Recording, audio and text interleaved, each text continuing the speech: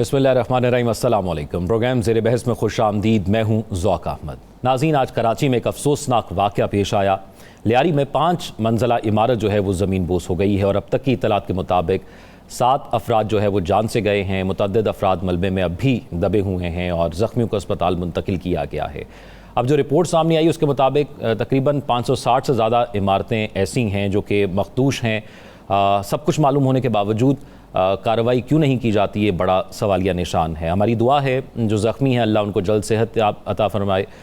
उसके साथ साथ जो मलबे के अंदर मौजूद हैं, अभी दबे हुए हैं, अल्लाह उनके लिए आसानियाँ करें और उसके साथ साथ जो इसमें जाँ बहक हो गए हैं, अल्लाह उनके दर्जात को बुलंद फरमाएँ और उनके लवाहिकीन को सब्र जमील अता फरमाएँ। नाज़रीन, पाकिस्तान की सियासी सूरत हाल के हवाले से अगर बात की जाए तो पाकिस्तान तहरीक इंसाफ की एक पार्लियामेंट्री पार्टी का इजलास हुआ जिसमें सेनेट, नेशनल असम्बली और सूबाई असम्बलियों के मेंबरान मौजूद थे। मुश्तरका ये पार्लिमानी इजलास था। इसमें एक तो जो असीर रहनुमा हैं जो गिरफ़्तार हैं उनका एक ख़त पढ़कर सुनाया गया। ये 5 रहनुमा थे जिनकी जानिब से कोट लखपत जेल से ख़त लिखा गया था और उसमें ये कहा गया है कि मुज़ाकरात की बात की जाए, हुकूमत के साथ मुज़ाकरात किए जाएं और साथ ये भी कहा गया कि जो लोग गिरफ़्तार हैं उनको भी मुज़ाकरात में शामिल किया जाए। 2 धड़े हैं पाकिस्तान तहरीक इंसाफ के अंदर, एक जो मुज़ाकरात की बात करते हैं और एक जो एहतजाज की बात करते हैं। अली अमीन गंडापुर ने एक जो है वो प्रेस कॉन्फ्रेंस की इसी मौके पर और उसके अंदर उन्होंने एक धमकी जो है वो लगाई या चैलेंज किया उन्होंने। अच्छा, इस तमाम सूरत हाल के हवाले से एक और बात अली अमीन गंडापुर साहब ने की थी। एक तो उन्होंने चैलेंज दिया है, दूसरा उन्होंने कहा कि हम मुहर्रम के बाद जो है वो एहतजाज का आगाज़ करने जा रहे हैं। साथ साथ उन्होंने कहा है कि जो गवर्नर केपी हैं फैसल करीम कुंडी, उनकी हैसियत नहीं है कि वो हुकूमत गिरा सकें, जबकि केपी के जो गवर्नर हैं उन्होंने वज़ीर आज़म शहबाज शरीफ साहब से मुलाकात करने के बाद इस हवाले से एक रद्द-ए-अमल उनकी जानिब से सामने आया। नाज़रीन, अब ये सूरत हाल है और ख़ास तौर पर ये जो हुकूमत तब्दील करने की बात की जा रही है ये खैबर पख्तूनख्वा हुकूमत या पाकिस्तान तहरीक इंसाफ की जानिब से की जा रही है। पाकिस्तान तहरीक इंसाफ के कुल केपी असम्बली में 94 के करीब मेंबर्स हैं और 35 अब जो है वो आज़ाद हैं।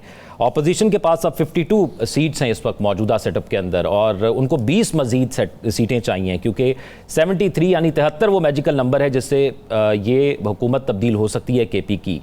अब सवाल यह है कि क्या हुकूमत ऐसा सोच रही है और क्या वहाँ पर हुकूमत की तब्दीली की जाएगी, क्योंकि इससे कबल पाकिस्तान तहरीक इंसाफ पंजाब और केपी की हुकूमतें तहलील कर चुकी हैं और वो कोई उनका एक्सपीरियंस अच्छा नहीं था। तो इस बार क्या हिकमत अमली होगी इस चीज़ को रोकने के हवाले से। दूसरा, एक तो एहतजाज की बात की जा रही है, दूसरा धड़ा जो मुज़ाकरात के हवाले से बात कर रहा था।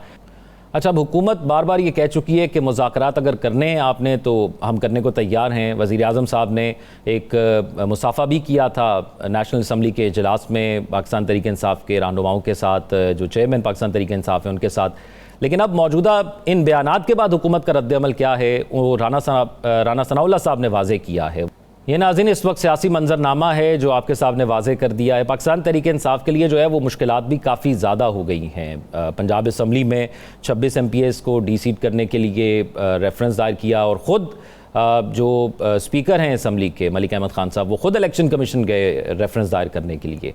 अब मंजरनामा आने वाला क्या होगा इस पर बात करेंगे। नजम साकिब साहब, ज़फ़र एलाली साहब और PJ मीर साहब तीनों सीनियर तज्ज़ियाकार हमारे साथ मौजूद हैं। नजम साकिब साहब, बयानात भी आपने सारे सुन लिए और माहौल भी आपके सामने है, चैलेंज भी कर दिया गया। आपको क्या लगता है माजी को देखते हुए और ख़ास तौर पर गुज़िश्ता 2 सालों को देखते हुए पाकिस्तान तहरीक इंसाफ के लिए जो मुश्किलात रही या जिस किस्म की उनकी सियासत रही, खैबर पख्तूनख्वा के अंदर आपको क्या लगता है क्या होने जा रहा है? खैबर पख्तूनख्वा में तो सिंपली इस वक्त एक प्रेशर गेम चल रही है। पहले यूं था कि PTI को दीवार के साथ लगाया गया, अब लगता है कि कमरे से बाहर फेंकने की जो है वो कोशिशें हो रही हैं। पहले ख़ान को जो है वो जेल में डाला गया, अब लगता है कि पाकिस्तान के सियासी मंजरनामे से ही उसको ख़ारिज किया जा रहा है। 20 सीटों की बात है जहाँ तक कि यानी KP का यानी है मामला। अब ये 20 सीटें मिलती हैं नहीं मिलती हैं, लेकिन गंडापुर सब प्रेशर में तो आ गए ना और उनको फिर प्रेस कॉन्फ्रेंस करके 2 बातें बतानी पड़ी। एक तो वो जिस तरह धमकी देते हैं सियासत छोड़ देंगे, भाई आप सियासत छोड़ देंगे तो पाकिस्तान की मुआशी या मुआशरती ज़िंदगी पे क्या फ़र्क पड़ेगा। और दूसरा ये कि हम सब इकट्ठे हैं और ख़ान हमारा लीडर है اور بابا اگر خان آپ کا لیڈر ہے, آپ سب اکٹھے ہیں, تو ابھی تک آپ نے کیا کیا ہے؟ آپ بتا دیجئے کہ آپ نے احتجاج کیا, اس کا کیا نتیجہ نکلا؟ کچھ سازشی تھیریاں ہی سامنے آئیں. ابھی بھی آپ کہہ رہے ہیں جی محرم کے بعد جو ہے وہ پھر احتجاج کریں گے, پرامن کریں گے. کیا کریں گے؟ کیا رہ گیا ہے باقی؟ اور اگر آپ پچھلے کچھ 2-3 مہینوں کے ہی واقعات صرف ایک نظر دیکھ ہی لیں تو آپ کو پتہ لگے گا کہ یہ سیاسی منظرنامہ جو ہے اس میں خان کو باقاعدہ طور پہ ہم نکلتا ہوا دیکھ رہے ہیں. -1 کی باتیں ہمشیرہ نے کی ہیں, اس کے بعد انہوں نے اس کو بتایا کہ نہیں یہ اصل میں ایسے تھا, لیکن لگ یہی رہا ہے. دیکھیے اگر حالت یہاں تک پہنچ گئی ہے کہ پنجاب کے سپیکر جو ہیں وہ جو تھوڑے بہت رہ گئے ہیں یعنی پی ٹی آئی کے پنجاب میں, ان کو ڈسکوالیفائی کرنے کے لیے عدالت جا رہے ہیں یا یعنی ای سی پی جا رہے ہیں, تو باقی کیا بچا؟ ہم اس فورم پہ پچھلے 2 سال سے کہہ رہے ہیں کہ آپ نے بہتر کھیلنا ہے, کھیلتے رہیے. آپ نے سمارٹ پلے کرنا ہے, تب بات بنے گی. بہتر پلے کیا ہے؟ بہتر پلے یہ ہے کہ جی میں جیل میں ہوں اور میرا اصولی موقف ہے کہ میں نے اس حکومت کے ساتھ مذاکرات نہیں کرنے, اگر کرنے ہیں تو میں نے وہاں کرنے ہیں جہاں پہ کہ مذاکرات ہونے چاہیے. یہ ایک بہتر طریقہ ہے. سمارٹ وے کیا ہے؟ سمارٹ وے یہ ہے کہ آپ دیکھیں آپ نے کرنا کیا ہے. آپ نے جیل سے نکلنا ہے, تو جیل سے نکلنے کے لیے یہ خطوط آئیں گے آپ کے کام, یا یہ جو آپ کو احتجاج کرنا ہے یہ آپ کو جیل سے باہر نکال لے گا, یا یہ جو مذاکرات کی باتیں ہیں کہ جی آپ نے حکومت کے ساتھ مذاکرات کرنے ہیں. کوئی راستہ آپ نے چھوڑا ہے؟ ہر راستہ آپ نے اپنایا ہے. آئی ایم ایف سے لے کے اور وہ جو ایکسپیٹ ہمارے باہر ہیں ان سے آپ نے بات کر لی, خطوط لکھ لیے, آپ ذاتی طور پہ بھی خطوط لکھ لیے, آرمی چیف کو خطوط لکھ لیے. آپ نے کیا کچھ نہیں کیا. نتیجہ کیا ہے؟ نتیجہ ہے 0. اور اب وہ 0 جو ہے وہ مائنس میں بدل رہا ہے. حالات ہمارے سامنے ہیں. جو اس وقت صورتحال ہے وہ کوئکلی بتاتا ہوں. آخری بات اس وقت کی, 8 فروری کو جو الیکشن ہوئے تھے اور وہ جو غیر یقینی سیاسی صورتحال کی ہم باتیں کرتے رہے اور باتیں سنتے رہے, اب پتہ لگا ہے ان ریزرو سیٹوں کا, مخصوص نشستوں کا فیصلہ ہونے کے بعد کہ آپ کی وہ غیر یقینی صورتحال جو ہے حکومت کے تئیں اور آس پاس جو باقی پارٹیاں بھی ہیں ان کے تئیں یہ ہے کہ وہ غیر سیاسی یقینی جو صورتحال تھی اب ختم ہو گئی ہے. اب کیا ہے؟ اب حکومت کے پاس 2/3 اکثریت آ گئی ہے. جب نہیں تھی تو 26ویں ترمیم کروا لی تھی, اب تو آ گئی ہے. تو مجھے یہ بتائیے گا کہ کس طرف سے نکلیں گے خان صاحب باہر, اور خان صاحب کی کیا اس وقت کی جو آپ کی پولیٹکس ہے, جو سیاسی منظرنامہ ہے, اس میں خان صاحب کی ریلیونس رہ کتنی گئی ہے اس وقت کی. آخری بات جی, آپ نے فیصلہ کرنا ہے. ہم یہ کئی دفعہ کہہ چکے کہ آپ نے کرنا کیا ہے. ضد پہ اڑنا ہے. میں پھر سے کہوں گا کہ آپ کے پاس اس وقت کوئی چیز ایسی نہیں رہ گئی, صرف یہی ہے کہ حالات کو سمجھتے ہوئے سمارٹ پلے کیجئے. اور سمارٹ پلے کیا ہے؟ اس 9 مئی کو جس میں لاہور کی عدالت نے آپ کو واقعتاً 2-3 دن پہلے کی خبر ہے, 9 مئی میں لاہور کی ایک عدالت نے عمران خان صاحب آپ کو واقعتاً ملوث قرار دے دیا ہے. یہ چیز جا کدھر رہی ہے؟ 9 مئی سے نکلنے کا طریقہ آپ کو بھی پتا ہے, ہمیں بھی پتا ہے. کچھ اس طرف توجہ دیجئے, کیونکہ جو منظرنامہ آپ کے سامنے آ رہا ہے, جو ہمارے سامنے آ رہا ہے, اس میں آپ واقعتاً مائنس ہوتے ہوئے نظر آ رہے ہیں.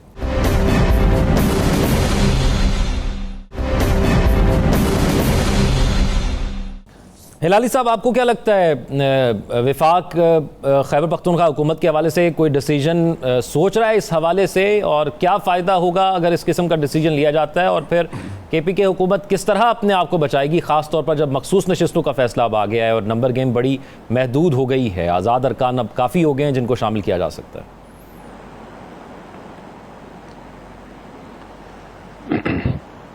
میں تو حیران ہوں سن کے کہ یہ جو پرابلم ہے یہ صرف عمران خان کا پرابلم ہے اور کوئی اس میں شریک اور شامل نہیں ہے. ملک نہیں ہے, عوام نہیں ہے, بس اس کا ہی ہے. وہی کچھ کر سکتا ہے, دوسرے کچھ نہیں کر سکتے ہیں. ان کا کوئی obligation نہیں ہے. ایسا تو بالکل ایسا نہیں ہے. میں ایک پاکستانی ہوں, عام پاکستانی, فکر مند ہوں کہ ہمارے پولیٹیکل پارٹیز ایک ایک کے ساتھ ایسے ایکٹ کر رہے ہیں جیسے وہ ازلی دشمن ہے. کبھی آپ نے سنا ہے کہ ڈیموکریسی اور پولیٹیکل پارٹیز ایک ایک کے ساتھ ایسا رویہ ہو کہ وہ ازلی دشمن ہے؟ کبھی چل سکتا ہے ڈیموکریسی اگر یہ ایٹیٹیوڈ ہے؟ اور یہ کیا ہو رہا ہے؟ یہ فیڈریشن کمزور ہو رہی ہے. یہ کیا ہو رہا ہے؟ انسرجنسی بڑھ رہی ہے, پولیٹیکل انسٹیبلٹی ہے. بھائی ایک پارٹی کے پاس اگر اکثریت ہے تو ان کو رول کرنے دو, یہ ان کا حق ہے. اور دیکھیے کس طریقے سے یہ ایک ڈیموکریسی کو چلاتے ہیں, جدھر ایک لوئل اپوزیشن. ڈیموکریسی کا نمبر 1 چیز ہے کہ ایک لوئل اپوزیشن, مطلب کہ حالانکہ ہم پاور میں ہیں اور دوسرے پارٹیز ہمارے کمپیٹیٹرز ہیں, پرواہ نہیں, وہ بھی اتنے ہی پاکستانی ہیں جتنے ہم ہیں, ان کو بھی پاکستان اتنا چاہتے ہیں وہ جتنا ہم چاہتے ہیں. یہ ایٹیٹیوڈ تو نہیں ہوگا یہ ازلی دشمنی کا. دیکھیے گورنر کو آپ کا ایک حق ہوتا ہے گورنر کو اپوائنٹ کرنے, فیڈریشن کو. کیا آپ جا کے ایسے آدمی کو چوز کرتے ہیں جو واقعی چیف منسٹر اس صوبے کا اور گورنر جو آپ اپوائنٹ کرتے ہیں اس کا بالکل ہی نہ بنے؟ آپ چاہتے ہیں یہ ایک ایک کے ساتھ دشمن ہو, اس طریقے سے بٹر اینیمیز ہو, بٹر رائیولز ہو؟ No, that is wrong.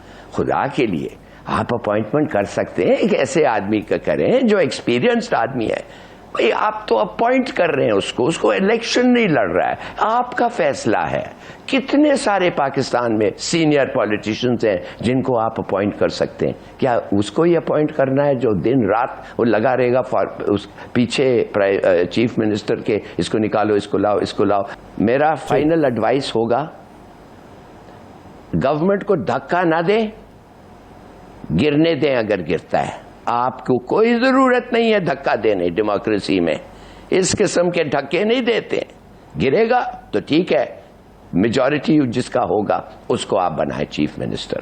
دھکا نہ دیں. اگر دھکا دیں گے لوگ بھولیں گے نہیں اور پھر کچھ اور مسئلہ شروع ہوگا.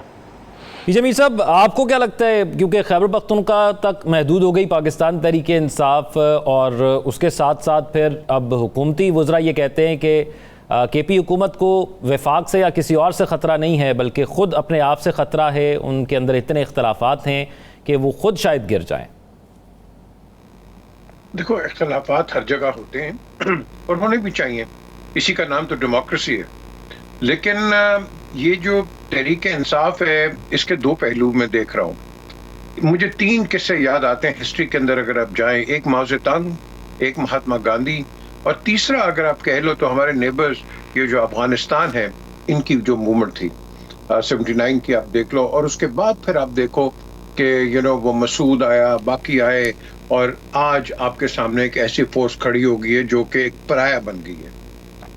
ٹھیک ہے چینج ہو نہ ہو, but that is what the history is. تو اگر پی ٹی آئی چاہتی ہے کہ بھائی ہم نے بات نہیں کرنی ہے اور وہ دوسرا روڈ اختیار کر رہے ہیں کہ کنفرنٹیشنل روٹ, تو اس کے اندر نقصان نہ پی ٹی آئی کا ہے نہ اس کا دوسری انکمبنٹ گورنمنٹ کا ہے, نقصان ہے پاکستان کا, نقصان ہے عوام کا. تو یا تو آپ عوام کو بالکل سائڈ لائن کر دو, کہو کہ they don't really matter اور you do what you have to do, تو پھر ٹھیک ہے. اگر تو ہمیں ڈیموکریسی چاہیے تو then both the government and the opposition have to sit down and talk. جب تک آپ یہ نہیں کرو گے تو جو آپ سوال کر رہے ہیں یہ تو 10 لاکھ سوال اور آ جائیں گے, اور ان سوالوں کا فائدہ کوئی نہیں ہے. اگر آپ ابھی کہہ رہے ہیں کہ جی 10 محرم کے بعد ہم یہ کریں گے وہ کریں گے, بھائی کیا کریں گے مجھے بتا دو کیا کریں گے. ہاں ریولوشن آ جائے گا, گورنمنٹ بھاگ جائے گی, ریزگنیشنز آ جائیں گے, اسمبلیاں ٹوٹ جائیں گی. No, it's not going to work like that. We've got to sit and talk. I don't know Imran کے ایڈوائزر کون ہے. آپ علیمہ کی بات کرتے ہیں, میری بہن ہے وہ, لیکن she has nothing to do with the political party. She's not a party worker. She's a وہ کہتے ہیں نا بہن ہے اپنے بھائی کی, and that's about it. تو یہاں ایک تو یہی تو پی جے میر صاحب سینٹیمنٹ ان کی طرف لے کر جاتا ہے جو ووٹر ہے پی ٹی آئی کا, کہ وہ بہن ہے ان کی. Are you going to run this country on sentiments or practicality? That is my question. کس طرح ہم نے رن کرنا ہے؟ سینٹیمنٹس میں ہم رن کریں گے. سینٹیمنٹس میں دیکھ لیا آپ نے پہلے بھی, sentiments don't count any more. Practicality, practical approach. آپ کا world dynamics, world politics has change. So اگر آپ ڈومیسٹک پالیٹکس کو سینٹیمنٹل ایک ایشو بناؤ گے تو اس میں نقصان عوام کا ہے. آج آپ ہر پروگرام کے اندر آپ روتے ہو مروسی سیاست, یہ سیاست, وہ سیاست. Where is democracy? What democracy do we talk about? ہمیں ڈیموکریسی اگر چاہیے تو اگلے کی سنو, اپنی بھی سناؤ, لیکن دونوں سائڈ کے اندر ٹالرنس نہیں ہے. یہ بھی میں آپ کو بتاؤں, کیونکہ ہر ایک دونوں کے ایگوز بڑے ہوئے ہیں, اور ان کے ڈیڈ لاک نہیں ہے بائی دا وے, ان کے ہیڈ لاک ہے. اور یہ جو ہیڈ لاک ہیں ان کو ان لاک ایک ہی بندہ کرے گا. میں بار بار کہتا ہوں کہ آرمی ہمارے چیف جو ہیں, he is the only, and I repeat, the only person who can resolve and solve this matter. ٹھیک ہے, دیکھو سب کو پتہ ہے سچ کیا ہے, سب کو پتہ ہے جھوٹ کیا ہے. سو لیٹس ناٹ, وہ کہتے ہیں نا لائک اے پجن پٹ اپ, وہ اپنی گردنیں نیچے کر لیں. ہمیں سب کو پتہ ہے army chief is the only solution. باقی ٹرسٹ می, یہ اگر ادھر پلہ بھاری ہوگا نا, یہ شاید ادھر ہی آ جائیں گے, ادھر بھاری ہوگا وہ ادھر چلے جائیں گے. This is what your politics is. Najam Saqib Sahab, آپ کو لگتا ہے کہ حکومت واقعی مذاکرات کرنا چاہے گی پاکستان تحریک انصاف کے ساتھ؟ وہ کیوں سپیس دینا چاہے گی جب سب کچھ چل رہا ہے ان کے حق میں؟ مجھے یہ بتائیے, ہمارے دوست میر صاحب کہہ رہے ہیں کہ فیلڈ مارشل صاحب ہی کر سکتے ہیں یہ سارا کچھ. آپ نے ان سے کیا کیا کام کروانے ہیں؟ آپ کچھ کام خود بھی کیوں نہیں کر لیتے؟ کچھ اپنے طور پہ بھی آدمی تو کرنا چاہیے نا. سارے کا سارا ڈال دیا, سیلاب آئیں گے تو آرمی, زلزلہ آئے گا تو آرمی, جنگ لڑنی ہے بنیان المرصوص تو آرمی, آپ کی سڑکیں ٹوٹ رہی ہیں بننی ہے تو آرمی. تو کہاں تک چلے گا یہ سلسلہ؟ جہاں تک آپ کے سوال کا تعلق ہے تو رانا ثناء اللہ صاحب کا یہ جو بیان آپ نے ابھی بتایا تھا, اس میں اس کا جواب چھپا ہے. وہ کہتے ہیں کہ جمہوریت ڈائیلاگ سے چلتی ہے, ڈیڈ لاک سے نہیں. بسد احترام رانا صاحب کی خدمت میں عرض کرنا ہے کہ جمہوریت ڈائیلاگ سے نہیں چلتی, جمہوریت الیکشن سے چلتی ہے, فیئر اینڈ فیئر الیکشن سے چلتی ہے. جمہوریت کی بنیاد میں الیکشن ہے, اور اگر الیکشن ہی ٹھیک نہیں ہوئے, اگر آپ کے نتائج ہی آپ کے جو ہیں وہ مینیپولیٹڈ ہیں, اور آپ نے اپنی مرضی کے نتیجے یعنی نکلے ہیں, لوگوں نے ووٹ کسی کو دیے اور کسی کی جگہ سے نکلے ہیں, تو ڈائیلاگ کس چیز پہ کریں گے؟ ڈائیلاگ تو ہو ہی نہیں سکتا.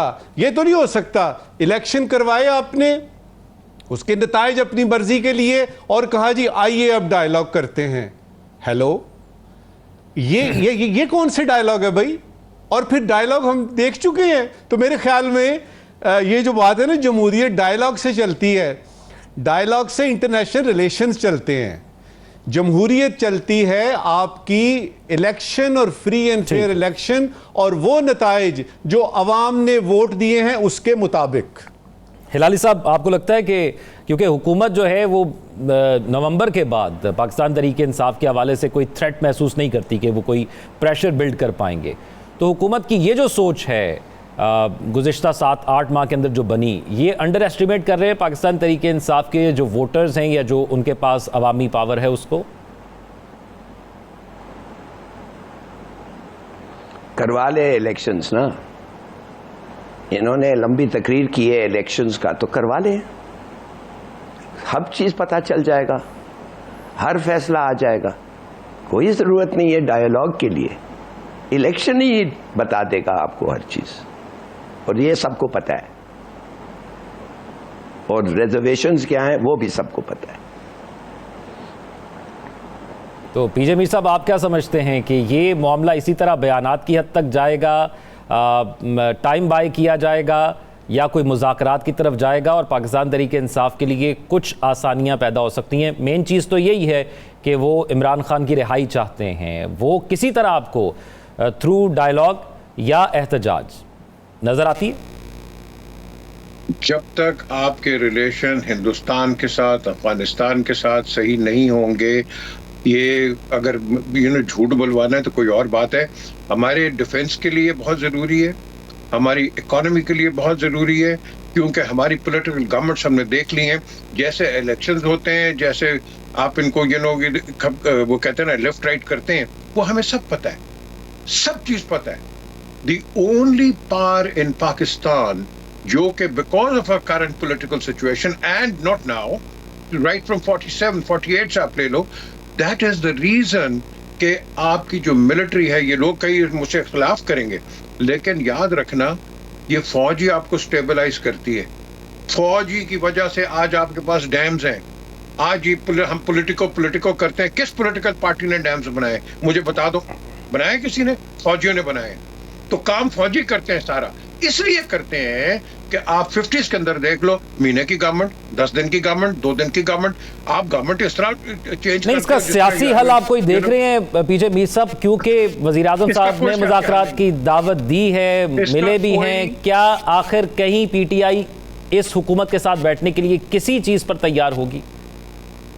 دیکھیں، ایک ہے میں نے آرمی چیف کا نام لیا ہے، دوسرا ہے عمران خان. عمران خان، اس کی بہن کا بھی آپ نے سن لیا، اس نے کیا کہا ہے کہ کس کو ملیں گے، کیا ہے بات. یہ ہے کہ Imran Khan either has to come on the same page as the other political parties or he wants to be a lone ranger اور گیٹ نمبر 4 کے اندر جا کے اب بتائیں جی میں نے کیا کرنا ہے. It's not going to work like that. آپ پہ پہلے الزام لگ گیا ہوا ہے نا کہ آپ سلیکٹڈ ہیں، آپ سلیکٹڈ تھے ہر جگہ. اسمبلی کے اندر کیا ہوتا تھا؟ آج آپ ڈی سلیکٹ ہو گئے ہیں تو نہیں ہیں آپ، تو آپ نے کیا کرنا ہے؟ آپ کو تو چاہیے اپنے پولیٹیکل سسٹم کو تکڑا کرو. اگر تو پولیٹیکل سسٹم کو تکڑا کرو گے تو پھر آپ اس سائڈ پہ آؤ گے، اگر نہیں کرو گے تو پھر آپ کہیں گے میں نے تو بات وہیں کرنی ہے.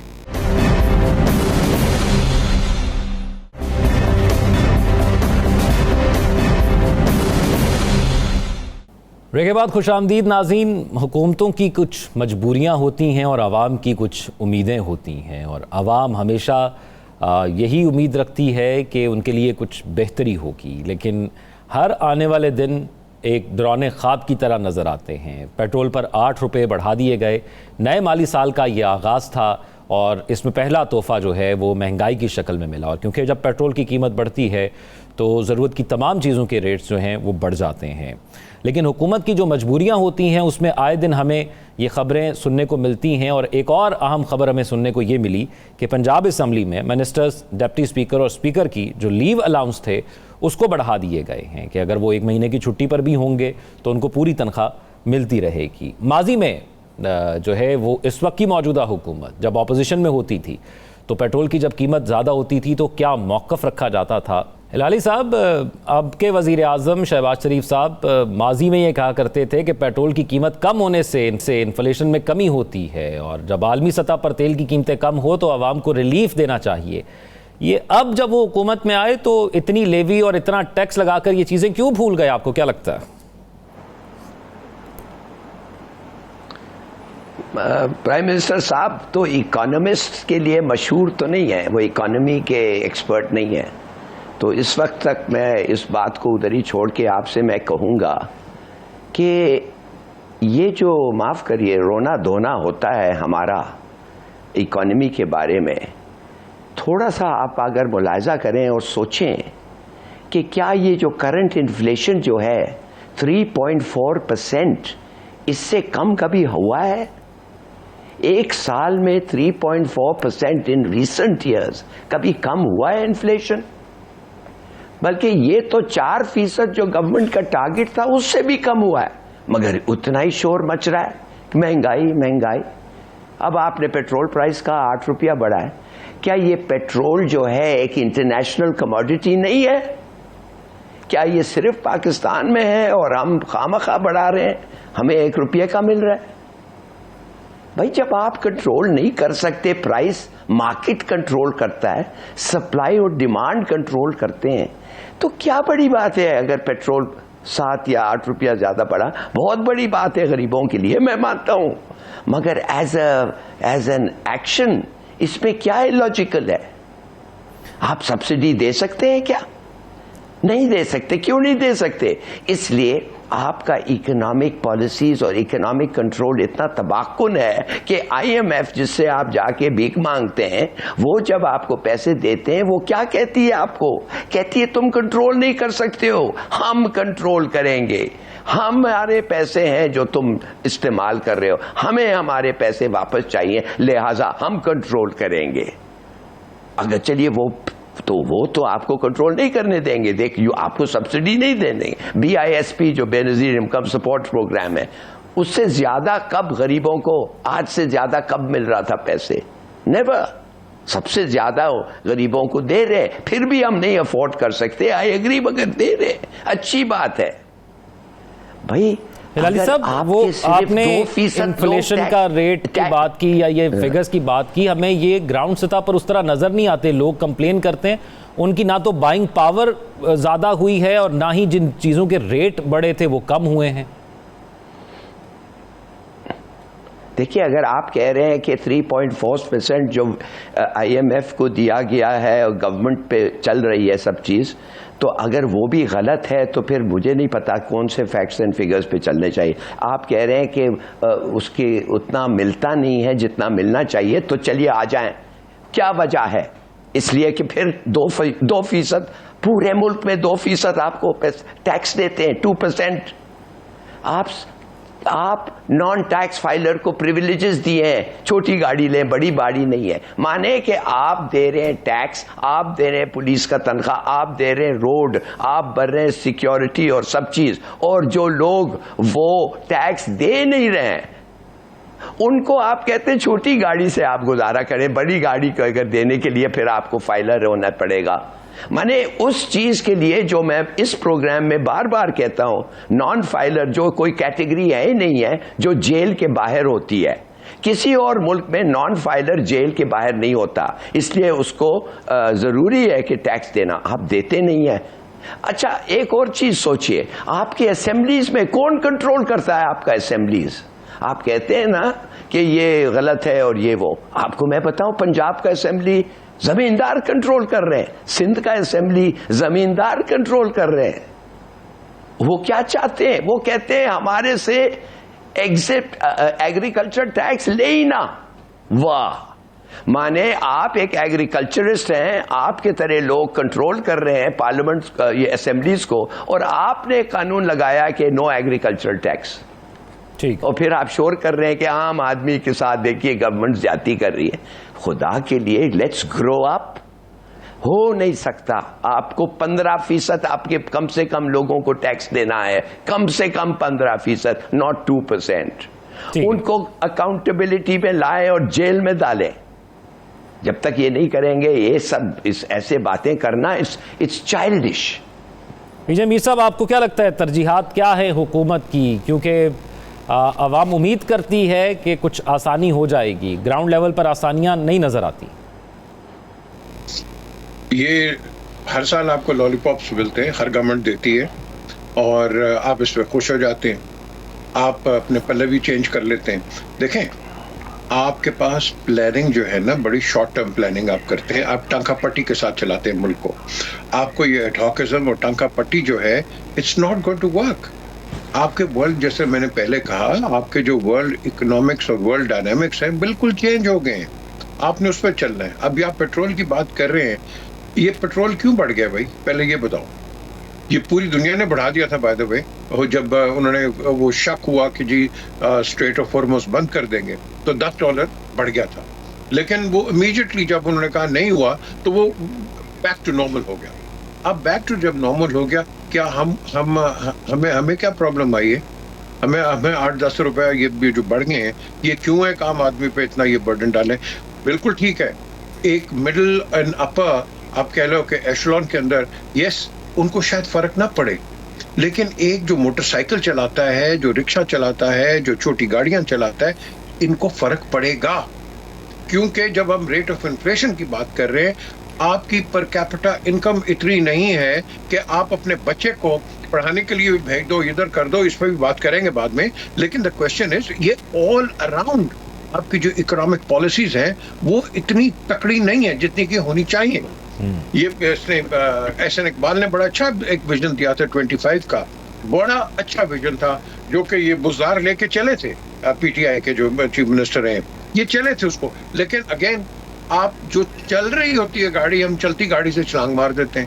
And this is the reason, آپ جب بھی آپ ہر پروگرام کریں گے, آگے ہزاروں کریں گے, تو اس کے اندر ذوق یہی سوال آئیں گے, اچھا جی اب کیا ہوگا, اس کو کیسے ٹھیک کریں. اور بھائی یہ اسی وقت ٹھیک ہوگا جب آپ کی کوئی پالیسی جو ہوں گی سالڈ پالیسیز ہوں گی, لانگ ٹرم پالیسیز ہوں گی. آپ کی تو کنٹینیوٹی ہے ہی نہیں ہے پالیسی کسی کی. نئی گورنمنٹ آئے گی, وہ اپنے کو لے آتی ہے, کبھی کوئی ڈی سی آتا ہے, وہ یہ کمشنر سسٹم ہے اس پہ آ جاتے ہیں, کبھی ہم ناظم پہ چلے جاتے ہیں. ہم جگل کر رہے ہیں اپنے سسٹم کے ساتھ. Why is India that prospers? Because انہوں نے اپنے آپ کو ہمیشہ ایک سالڈ راستے پہ رکھا ہوا ہے. That is what it is. ان کا ڈی سی اور کمشنر زبردست کام کر رہا ہے, ہم کیوں نہیں کر رہے؟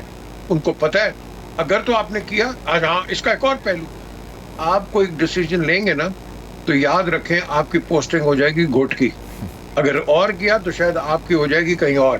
تو یہ جو ایک ہمارے اندر یہ بھی ایک یعنی آپ پورا جو سسٹم ہے آپ سمجھتے ہیں کہ بیسکس روٹ لیول سے بھی بہت سے مسئلے ہیں.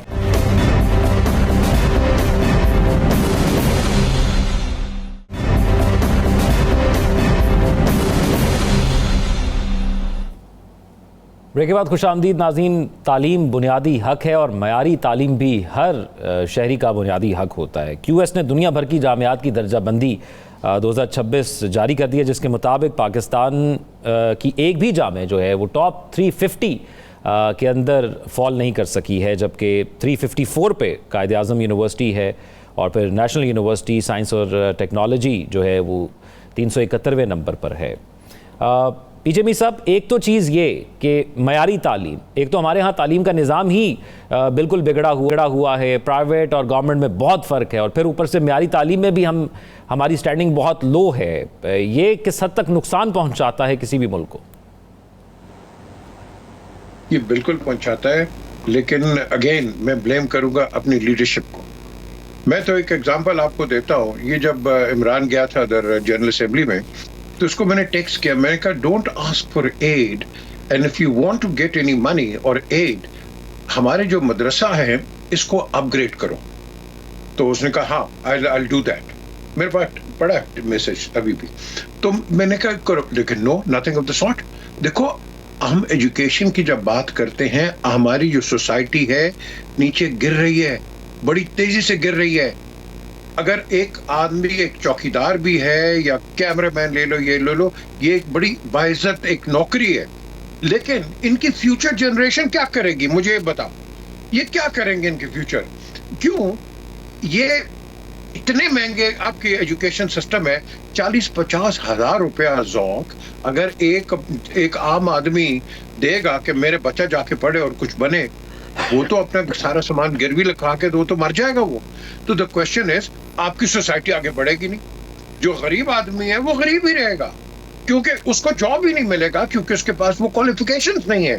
اور کوالیفیکیشن اس لیے نہیں ہے کیونکہ آپ کی جو ایجوکیشن سسٹم ہے اتنا مہنگا ہو گیا ہوا ہے کہ آپ اس کو سسٹین نہیں کر سکتا ہے کام آدمی. سو کیا آپ نے کبھی سوچا ہے کہ یہ اسکولوں کو اچھے اپ گریڈ کر دو؟ آپ نے تو ڈمیز بوگس اسکول بنائے ہوئے ہیں جو کہ پنجاب گورنمنٹ نے بند کیے ہیں, یہ شہباز نے بند کیے تھے, بوگس اسکولز, ڈمی اسکولز, اور گورنمنٹ ان کو پیسے دے رہی تھی. تو جب تک دیکھو آپ اپنے آپ کو, میں ہمیشہ کہہ رہا ہوں, ریفارم کرو. ہم بڑی پرانی چیزوں پہ, اور اس کے بعد ہم ترقی کی بات کرتے ہیں. وائی ایجوکیشن, آپ کا تو سارا سلیبس رٹالائزیشن کے اوپر ہے. یہ سارا امپریکٹیکل آپ کا سلیبس ہے, ٹوٹل امپریکٹیکل. ہم we are not with the modern times at all. آپ کے پی ایچ ڈی پاکستان کے اندر, میں بڑی معذرت سے کہہ رہا ہوں کہ آپ کے P H D can not even speak a single language of English properly. ان کے اسپیلنگ مسٹیکس آپ دیکھو, خدا کی قسم میں نے دکھائے پی ایچ ڈیز کے. تو آپ کا یہ اسٹینڈرڈ ہو گیا ہوا ہے. اس کا ایک ہی طریقہ ہے, government has to act very firm, کیونکہ آج آپ نے 14 اور 16 سال کے بچے جب تک ان کو آپ اریسٹ کر کے اچھے تعلیم کے رستے پہ نہیں ڈالو گے, یہ آگے جا کے کچھ نہیں بنیں گے. ٹھیک ہے, کوئی وہ چوکیدار ہی رہے گا, وہ چپراسی رہے گا, وہ ڈرائیور رہے گا, وہ آگے نہیں بڑھے گا. آپ اپنی اسکلڈ فورس کو تکڑا کرو. پالیٹیکنکس اگر ہوتی تھیں, پالیٹیکنکس کو ریوائیو کرو, اسکل لیبر کو پروڈیوس کرو, اس میں بھی ہے. لیکن ہم وہ نہیں کر رہے, آپ بالکل نہیں کر رہے. آپ کے جو اسکولز ہیں they become money making machines. اگر ہر گھر کے اندر آپ نے اسکول بنا دیا ہے تو اب آپ مجھے بتاؤ اس کی فزیکل ایکٹیویٹی کوئی نہیں ہے. آپ وہ جو پیسے دے رہے ہیں وہ بیچارہ گھر جا کے ادھر آ کے. اینڈ ٹوڈے جب ہم ایجوکیشن کی بات کرتے ہیں, کسی نے including the prime minister, including anybody else responsible, کسی نے منع کیا ہے کہ بچوں کو موبائل فونز نہیں لے کے آنے اسکولوں کے اندر؟ وہ بچے موبائل لے کے جا رہے ہیں. ٹھیک ہے, آپ سمجھتے ہیں کہ ریفارمز بہت ضروری ہیں اگر اس کو حل کرنا ہے. نجم ثاقب صاحب, آپ کیا سمجھتے ہیں؟ ایک تو ہمارے ہاں جو ایجوکیشن ہے اس کے بارے میں ہم بار بار یہ دعوے تو سنتے ہیں کہ سب کے لیے ایک جیسا نصاب ہوگا, وہ بھی نہیں ہوتا. پھر نظام بھی سب کے لیے ایک جیسا نہیں ہے, اور زیادہ عوام وہ ہے جو افورڈ نہیں کر سکتی. جنہوں نے زیادہ اگر وہ افورڈ کر سکیں یا وہ تعلیم حاصل کر سکیں تو شاید زیادہ بہتر طریقے سے کردار ادا کر سکیں. میر صاحب نے بڑی اچھی ایک بات کی ہے کہ تعلیم ہمارے ہاں مہنگی ہو گئی ہے, لیکن تعلیم تو شروع سے ہی مہنگی تھی. اصلی بات یہ نہیں ہے مہنگی اور سستی کی, اصلی بات یہ ہے کہ توجہ ہے کہ نہیں. مجھے لگتا ہے جب میں اپنی تاریخ دیکھتا ہوں 1947 سے لے کے ابھی تک, ہم تعلیم یافتہ ہونا ہی نہیں چاہتے. ہم تعلیم یافتہ اس لیے نہیں ہونا چاہتے کہ ایک تعلیم یافتہ شخص سوال پوچھتا ہے, ہم وہ سوال نہیں سننا چاہتے. ایک تعلیم یافتہ شخص سوال پوچھتا ہے, دونوں ضروری بھی پوچھتا ہے اور غیر ضروری بھی پوچھتا ہے. وہ ہمیں نہیں چاہیے, سمپل سی بات ہے. کوئکلی 2-3 باتیں بتاتا ہوں. جی, تعلیم کی بات آتی ہے تو بجٹ سے بات شروع ہوتی ہے اور 18ویں ترمیم پہ ختم ہوتی ہے کہ یہ تو جی صوبوں کا مسئلہ ہے. وہ اپنے یعنی ٹینس کورٹ بنایا ہوا ہے, ادھر ادھر دائیں بائیں. دوسری طرف افسوس کیا جاتا ہے کہ جی پاکستان کی کوئی بھی یونیورسٹی پہلی 100 یونیورسٹیوں میں نہیں ہے. تیسری طرف CSS کا امتحان آتا ہے, اس میں 1.5 یا 2% لوگ ریٹن ٹیسٹ پاس کر رہے ہیں. چوتھی طرف فیسوں اور کتابوں کی بات آتی ہے, اتنی مہنگی ہو گئی ہیں کہ یعنی ماں باپ کو اپنے کپڑے بیچنے کی یعنی آگے کہ کیا بیچیں اور فیسیں لیں. اور اگر آپ بات کرتے ہیں کہ صرف حکومت کا قصور ہے, یہ غلط ہے. کسی انسپیکٹر آف سکولز کو, کسی ڈائریکٹر آف سکولز کو دیکھیں, وہ جب جاتا ہے یعنی انسپیکشن کرنے کے لیے کسی سکول کی, وہ وہاں کیا کر کے آتا ہے؟ وہ تعلیم کا معیار دیکھتا ہی نہیں ہے. وہ دیکھتا ہے جالے لگے ہوئے ہیں, اتارو بھائی, صفائی کرو, اللہ اللہ خیر صلی اللہ. تو یہ سارے کا سارا سائیکل جو ہے یہ وشیس سائیکل ہے. اصل بات یہ ہے ہم تعلیم یافتہ ہونا ہی نہیں چاہتے. ہلالی صاحب, بنیادی چیز ہے, پوری دنیا سے کمپیٹ کرنا ہے تو ہمیں اپنا ایجوکیشنل سسٹم بہتر کرنا ہوگا. پوری دنیا میں آپ نے سرو بھی کیا, مختلف ممالک میں بھی گئے. آپ کو کیا لگتا ہے ہمارے ہاں ایجوکیشن کرائسس جو ہے جس حد تک, اس کی وجہ کیا ہے؟ میرے خیال میں بہت چیزوں کا جو علاج ہے وہ ہے اکاؤنٹیبلٹی. سب لوگوں نے ذکر کیا ہے گھوسٹ سکولز کے بارے میں. یہ ہوتے کیسے ہیں؟ اس لیے کہ کوئی اکاؤنٹیبلٹی ہے نہیں ایسے لوگوں کو جو جا کے سکول دیکھتے ہیں اور کہتے ہیں کہ اسٹینڈرڈ ٹھیک ہے. اور یہ دیکھیے, میں آپ سے کہنا چاہتا ہوں, اس وقت ایک افغان پناہ گزین جو ہے وہ سندھی ایک گورنمنٹ سکول میں سندھی لینگویج سکھا رہا ہے. ایک سندھ میں گورنمنٹ سکول میں ایک پناہ گزین جو ہے افغان, وہ سکھا رہا ہے سندھی لینگویج. اب آپ سے میں پوچھنا چاہتا ہوں کہ یہ کس قسم کے بیسس سے ریکروٹمنٹ ہوا ہے؟ اچھا, دوسری بات یہ ہے کہ بڑے ہمارے لوگوں نے کرٹیسائز, ہمارے پینلسٹ نے کیا ہے, بالکل صحیح کیا ہے. اب میں آپ کو بتاتا ہوں واٹ از دا سولوشن. کیوں نہیں کچھ نئی out of the box thinking کریں؟ جیسے یہ ایک پولیٹیکل پارٹی جو اس وقت ابھر رہی ہے تھوڑا سا, وہ خاقان عباسی کی, اس نے کہ جو ان کا جو فائنانس, وہ ہمارا بھی فائنانس منسٹر رہ چکا ہے, وہ کہہ رہے ہیں کہ واؤچرز ایشو کرو لوگوں کو, مانے بچوں کو, ماں باپ کو واؤچر دو اور کہو کسی اسکول میں بھی یہ واؤچر چلے گا, جیسے وہ ہیلتھ کارڈ ہوتا تھا. تو وہ واؤچر لے کے کسی پرائیویٹ اسکول میں بھی چلے جائیں. اور اگر پرائیویٹ اسکولز اچھے ہیں, لوگ کہتے ہیں اچھے ہیں, کیوں اچھے ہیں؟ اسٹینڈرڈ بہتر کیوں ہیں؟ اس لیے کہ وہ جو کمپٹیشن ہے ان کے ریزلٹس آتے ہیں، وہ کہتے ہیں ہمارے اتنے پاس ہو گئے، اتنے یہ کر گئے، اتنے اسکالرشپس لے گئے. تو دس از ون وے، ایک طریقہ تو وہ ہے. تو میرے خیال میں ایسی چیزیں کو کرنا چاہیے، اس لیے کہ گورنمنٹ کے ہاتھ میں چھوڑنا تو I think it is a calamity. Mir Sahab 10 second میں جو کمنٹ آپ کرنا چاہ رہے ہیں کریے گا. دیکھیں جی، اس کا ایک بڑا اچھا جل مشرف نے شروع کیا تھا NCHD، national commission for human development. Believe me, آپ اس کو ریوائیو کرو، اس کا بڑا زبردست رزلٹ نکلے گا جب ہم ایجوکیشن. کہیں نہ کہیں آپ کو اچھی آپشنز نظر آتی ہیں، آپ کو وہ اڈاپٹ کرنی چاہیے سیاست سے بالا تر ہو کر. نجم ثاقب صاحب آج کے سوالات کوئکلی. پہلے ضروری سوال، 1 جون سے آج تک کراچی میں زلزلے کے جھٹکوں کی تعداد 32 سے تجاوز کر گئی ہے. 32 سے زیادہ زلزلے کے جھٹکے کراچی میں.